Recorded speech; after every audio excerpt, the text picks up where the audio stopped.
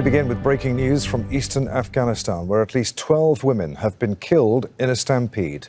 They'd gathered with thousands of other people in a stadium in Jalalabad to apply for visas to Pakistan. The Pakistani consulate started issuing visas again last week after a 7-month pause due to the coronavirus. Well, Adrian, like you mentioned, the incident happened earlier this morning outside a stadium in the eastern city of Jalalabad, where normally hundreds of Afghans would gather every morning just to get a number, so then they could process their visa applications at the Pakistani consulate so they could travel to Jalalabad. Now, local tells us that yesterday there were some rumors spreading on social media that the Pakistani consulate today would hand out more visas than usual, and that caused a lot more people that would normally gather outside that stadium to go and try to go and get inside. So as a result, when the gates opened, from what locals tell us, there were thousands of people who tried to rush in as fast as they could, and that's what caused the deadly stampede.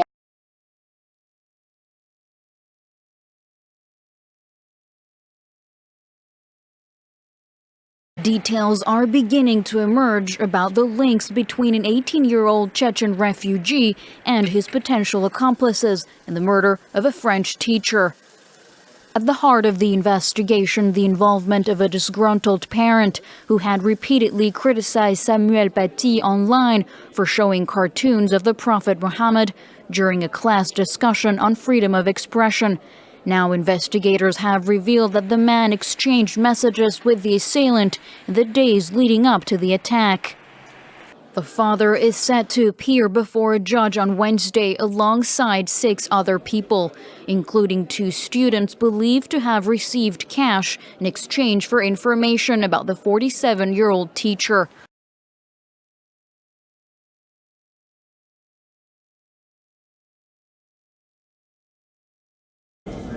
The foreign ministers of Armenia and Azerbaijan will meet U.S. Secretary of State Mike Pompeo separately in Washington on Friday.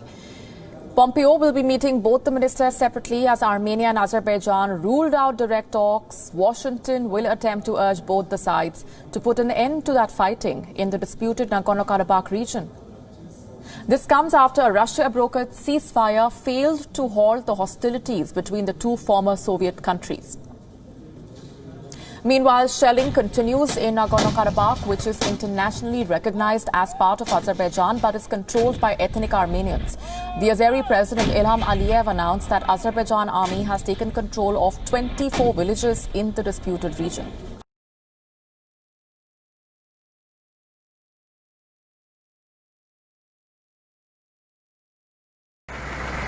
Colombian police and soldiers on an impossible mission to block desperate Venezuelans crossing illegally into the country.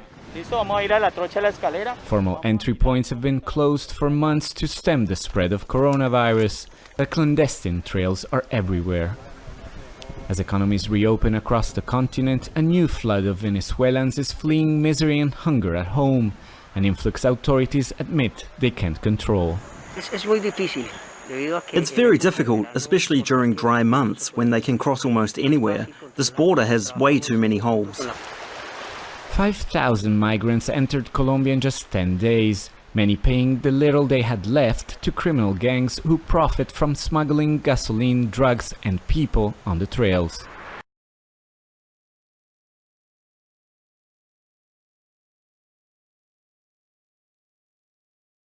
Yes, tragic details of this crash that happened on the R66 between Ulundi and Malmö earlier this morning. Paramedics are still on the scene, and tragically 13 people have sustained fatal injuries. Well, we do know that 4 patients have sustained critical injuries, and they have already been transported to hospital for continued medical care.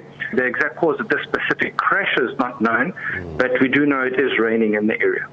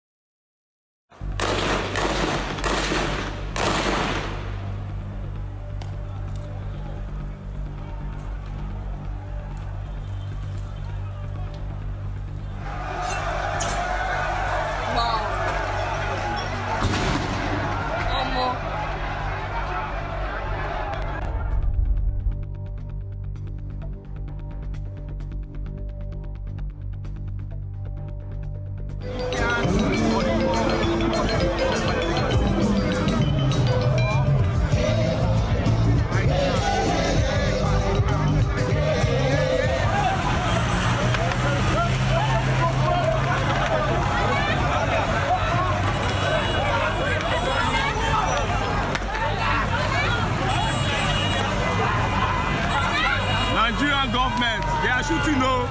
They are shooting at us. They are shooting.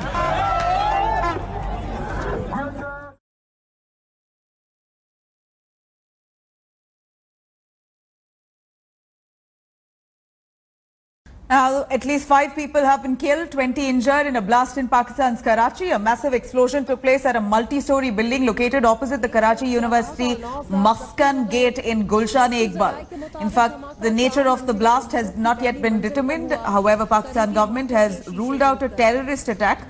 Police officials are speculating that it could be due to a gas leak, but an investigation by the bomb disposal squad is currently underway.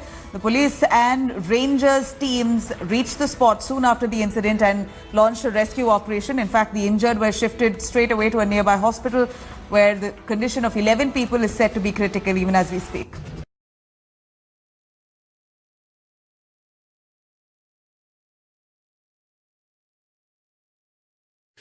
Now, the fiancé of the murdered Saudi journalist Jamal Khashoggi has filed a lawsuit against the Saudi Crown Prince Mohammed bin Salman over the death of her husband-to-be.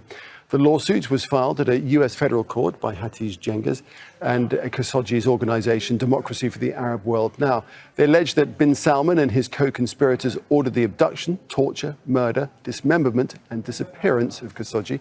The lawsuit says this was done to silence and prevent the Washington Post journalist from speaking out against democratization in the Middle East.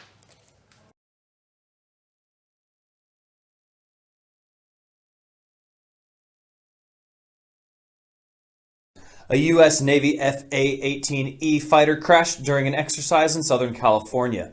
The U.S. Navy's F/A-18E Super Hornet fighter crashed to the ground at the area along Highway 14 on the outskirts of the U.S. Naval Air Force test site China Lake on the afternoon of October 20th, local time.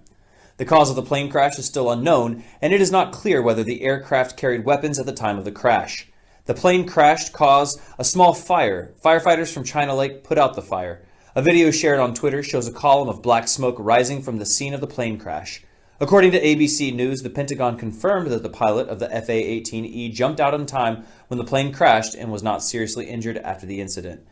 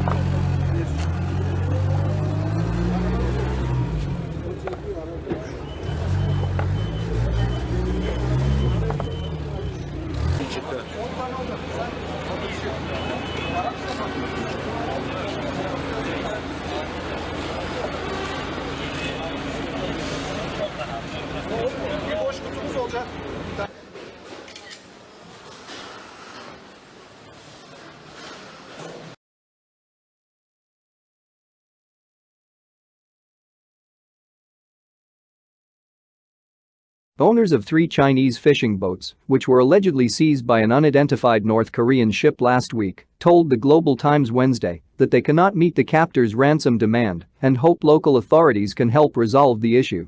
A total of 29 crewmen are in their custody. My boat's captain called me through the captors' phone Tuesday, saying they would be disposed of if no ransom was paid by today, Zhang Dechang, one of the boat owners, told the Global Times Wednesday. All the boats were from Liaoning province. They were captured by a North Korean boat on May 8 when they were trawling in Chinese waters, Zhang said, citing his captain. According to him, Chinese people were among the captors. They were wielding guns, so the fishermen didn't dare resist. My captain told me that the fishermen were crammed into a tiny cabin with food supplies cut off. The captors are demanding 300,000 yuan in ransom for each boat, but we do not have that much money. We hope related departments can help us free the crew, Zhang said.